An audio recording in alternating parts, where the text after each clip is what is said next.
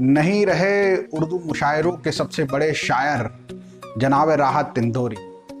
2 गज ही सही मगर ये मेरी मिल्कियत तो है, ए मौत तूने मुझको जमींदार कर दिया। नमस्कार, औपचारिकता के लिए मेरा नाम विकास राज भाटी है और आप मारवाड़ एक्सप्रेस देखना शुरू कर चुके हैं। जी हाँ, नहीं रहे हैं उर्दू अदब के सबसे बड़े शायर जनाब राहत इंदौरी साहब। बताया जा रहा है कि बीते कुछ दिनों से उनको फेफड़े के अंदर निमोनिया की बड़ी दिक्कत थी, जिनके चलते हुए उनको इंदौर के एक बड़े अस्पताल में एडमिट करवाया गया था और उनको आईसीयू में रखा गया था और उनकी कंटिन्यूस चेकअप के अंदर उनकी जो है कोरोना संक्रमण की जांच भी पॉजिटिव आई थी और कोविड-19 की चपेटे में डॉक्टर राहत इंदौरी आ चुके थे। 70 साल से भी अधिक समय का वक्त, जिसमें से 50 साल तक वो मुशायरों के मंच पर खड़े रहे और कई बार राहत इंदौरी साहब अपनी सियासी शायरी को लेकर अलग अलग विवादों में फंसते रहे हैं।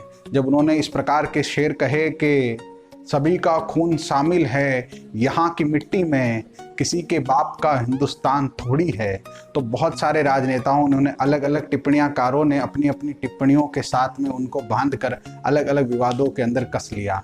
मगर राहत इंदौरी साहब वो शायर थे, वो मुफलिस की आवाज़ थे, जो कभी ये भी कहते थे कि सरहदों पे बहुत तनाव है क्या, पता तो करो चुनाव है क्या। आज उस अजीम शायर के जाने के बाद कहीं ना कहीं उर्दू अदब के अंदर एक बड़ा खलल पड़ा है, जो दरार भरने में शायद लंबा वक्त लगेगा।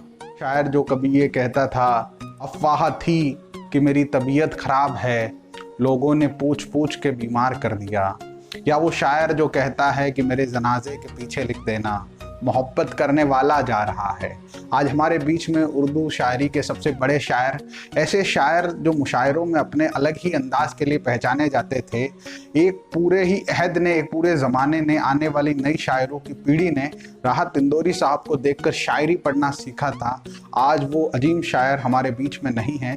उर्दू शायरी के लिए एक बड़ी क्षति है, जिसको वापस पूर्ण करने के लिए बहुत लंबा समय लग जाएगा।